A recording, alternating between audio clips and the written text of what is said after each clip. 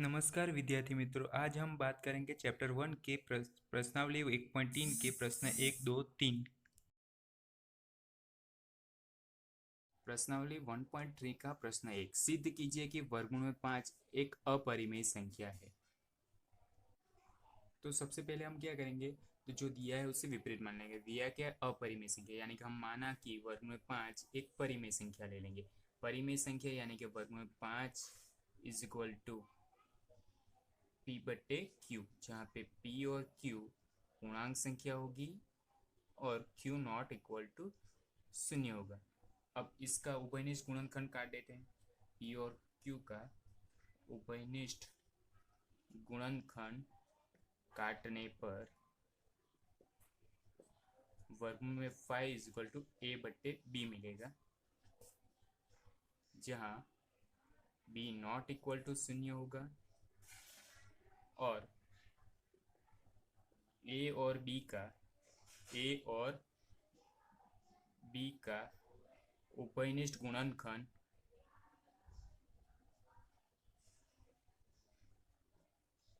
एक से अतिरिक्त नहीं होगा।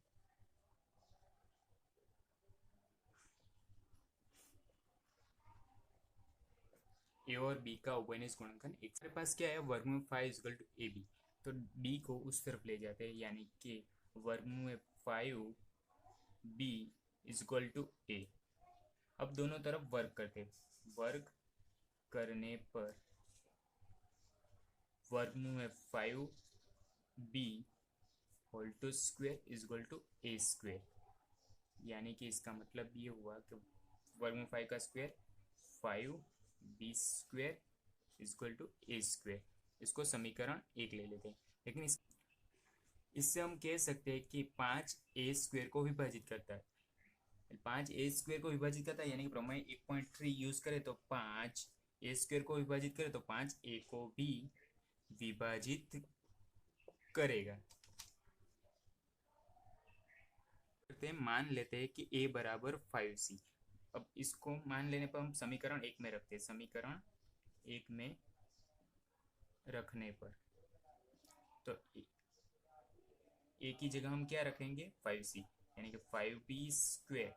समीकरण 1 की जगह 5c whole to square, 5b square is equal to 25 c square, b square is equal to 25/5 c square, यानी कि b square is equal to 5 c square.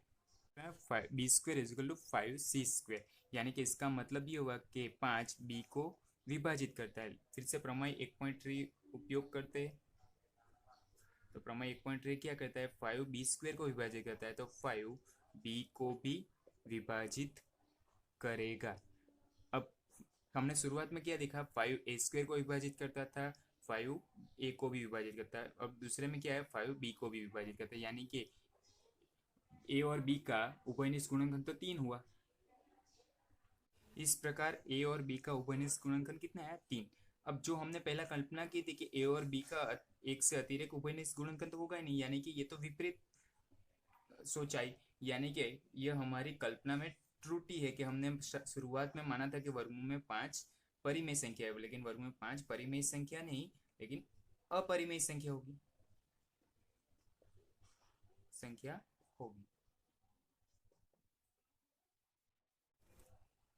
प्रश्न 2, सिद्ध कीजिए कि 3+2 वर्गमूल में 5 एक अपरिमेय संख्या है। तो पहले क्या करना पड़ेगा? विपरीत मान लेना पड़ेगा, यानी कि तो हमने माना कि 3+2 वर्गमूल में 5 एक परिमेय संख्या है। तो ये परिमेय संख्या, यानी कि इसको लिखेंगे 3+2 √5 इज इक्वल टू पी बटे क्यू, जहाँ पे पी और क्यू पूर्णांक संख्या होगी और क्यू नॉट इक्वल टू 0 होगा। अब उसका उभयनिष्ठ गुणनखंड काट करने पर उभयनिष्ठ गुणनखंड काटने पर ए और बी का उभयनिष्ठ गुणनखंड काटने पर 3+2 √5 is equal to a upon b मिलेगा, जहाँ पे ए और बी पूर्णांक संख्या तो होगी बी नॉट इक्वल टू 0 होगा, और ए और बी का एक से अतिरिक्त गुणनखंड नहीं होगा। 3 + 2√5 इक्वल टू ए बी है। अब 3 को उस तरफ ले जाते हैं, यानी कि 2 वर्गमूल में 5 is equal to a minus b plus 3 इस तरफ है, यानी कि -3। अब 2 को भी उस तरफ ले जाते हैं, यानी कि वर्गमूल में 5 ए अपन बी -3, और ये गुणा में यानी कि भाग में जाएगी, यानी कि 1/2 लिख सकते हैं हम लोग।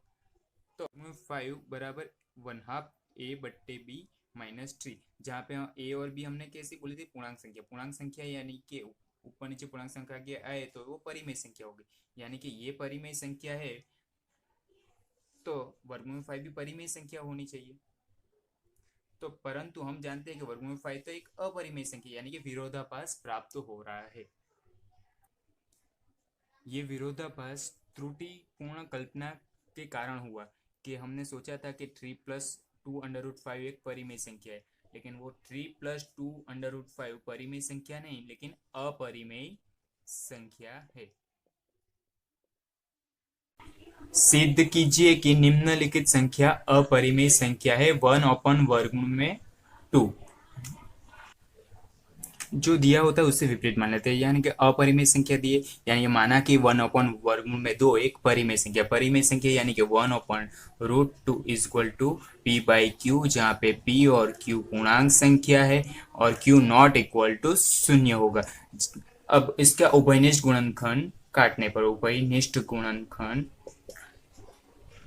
काटने पर 1/√2 इज इक्वल टू ए बट्टे बी मिलेगा, जहाँ पे ए और बी पूर्णांक संख्या होगी और A Q B not equal to 0 होगा, और यहाँ पे ए और बी का एक से अतिरिक्त कोई भी उभयनिष्ठ गुणनखंड नहीं होगा। अब हमारे पास क्या है, 1/√2 is equal to a upon b. अब क्या करते हैं, इसको विरुद्ध क्रम में लिख देते हैं, यानी कि √2 is equal to B by A. अब ए को इस तरफ ले आते हैं, √2 A is equal to B, √2 A is equal to B. अब क्या करते हैं, वर्क करते हैं। वर्क करने पर 2a² is equal to b², इसको समीकरण 1 ले लेते हैं। इससे हम कह सकते हैं कि बी दो इस 2b² को विभाजित करता है। फिर से प्रमेय 1.3 यूज करते हैं।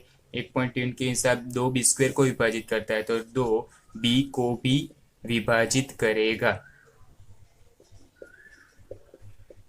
इसे समीकरण ए ले लेते हैं।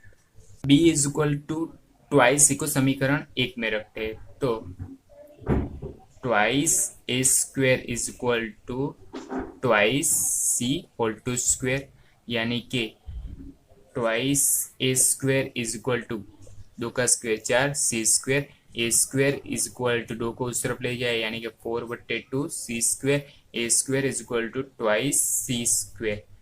अंततः ये हम कह सकते हैं कि 2a² को विभाजित करता है।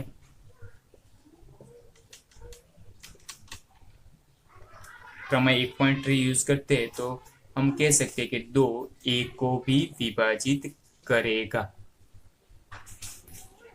समीकरण ए और बी से हम कह सकते हैं कि ए और बी का उभयनिष्ठ गुणनखंड सिर्फ 2 है, लेकिन हमने शुरुआत में कल्पना की थी तब तो ए और बी का उभयनिष्ठ गुणनखंड 1 से अतिरिक्त होगा ही नहीं, हमने ऐसा बोला था। यानी कि ये तो कल्पना से विपरीत हुआ, यानी कि हमारी जो कल्पना है थी कि √2 परिमेय संख्या, वो त्रुटिपूर्ण हो गई। अब यानी कि √2 परिमेय संख्या नहीं, लेकिन √2 अपरिमेय 1/√2 अपरिमेय संख्या होगी। क्वेश्चन 3 का दूसरा, 7/5 अपरिमेय संख्या है। तो पहले क्या करेंगे, आगे के प्रश्न के अनुसार प्रोसेस करनी, यानी कि माना कि 7/√ परिमेय संख्या मान लेंगे। अब परिमेय संख्या मान लिया, यानी कि उसको p बाई क्यू के रूप में लिखेंगे। 7/5 is equal to p by q, जहाँ पे p और q पूर्णांक संख्या हो जाए और q नॉट इक्वल टू 0 होगा। अब इन दोनों का उभयनिष्ठ गुणनखंड काटने पर हमें a बट्टे b मिलेगा, जहाँ पे ए और बी पूर्णांक संख्या होगी, b नॉट इक्वल टू 0 होगा, और a और b का उभयनिष्ठ गुणनखंड एक से अतिरिक्त नहीं होगा। 7/5 equal to a b. B को इस एक काम करते हैं, 7 को उस तरफ ले जाते हैं, यानी कि वर्गमूल में 5 इक्वल टू ए बट्टे बी, गुणा में यानी कि भाग में जाएगा 7b। अब इससे हम कह सकते हैं जो हमारे पास ए और बी क्या है, पूर्णांक संख्या। पूर्णांक संख्या यानी कि ए ओपन 7b परिमेय संख्या होगी। ए ओपन 7b परिमेय संख्या होगी, यानी कि इससे सामने वाला वर्गमूल में 5b इक्वल टू में, यानी कि वो भी परिमेय संख्या में होना चाहिए, यानी कि परिमेय संख्या होगा। लेकिन हमें पता है कि वर्गमूल में 5 तो अपरिमेय संख्या है, वर्गमूल में 5 अपरिमेय संख्या है, यानी कि हम कह सकते हैं कि यह विरोधाभास हमारी त्रुटिपूर्ण कल्पना के लिए हुआ कि हमने बोला था कि वर्गमूल में 5 परिमेय संख्या है, लेकिन वर्गमूल में 7/5 परिमेय संख्या नहीं, लेकिन 7/5 एक अपरिमेय संख्या है।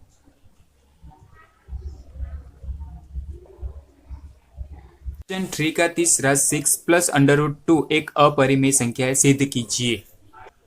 तो हम मान लेंगे कि 6 प्लस √2 परिमेय संख्या है। परिमेय संख्या यानी कि हम लिख सकते हैं 6 प्लस √2 इक्वल टू पी बट्टे क्यू, जहाँ पे पी और क्यू पूर्णांक संख्या है और क्यू नॉट इक्वल टू 0 होगा।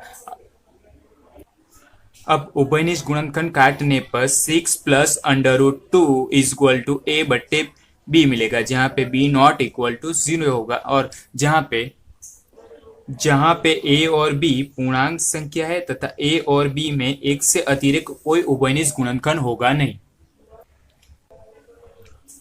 हमारे पास क्या है, 6 प्लस 2 बराबर ए बट्टे बी। अब क्या करेंगे, 6 को उस तरफ ले जाएंगे, यानी कि वर्गमूल में 2 बराबर ए बाई बी इंटू 6।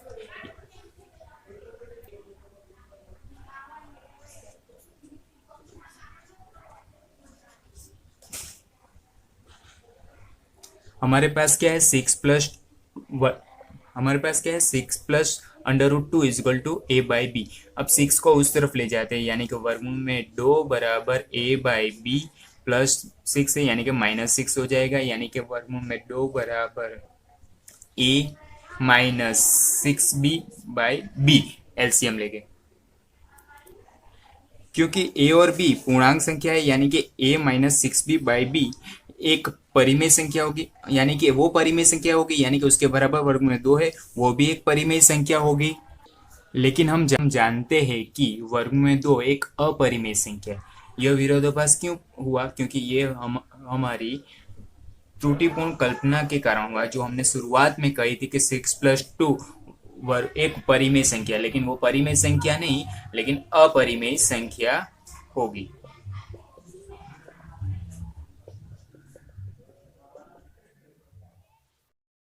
आपने अभी तक हमारा चैनल सब्सक्राइब नहीं किया तो सब्सक्राइब के लिए, ताकि आपको आगे के वीडियो भी मिलते रहेंगे।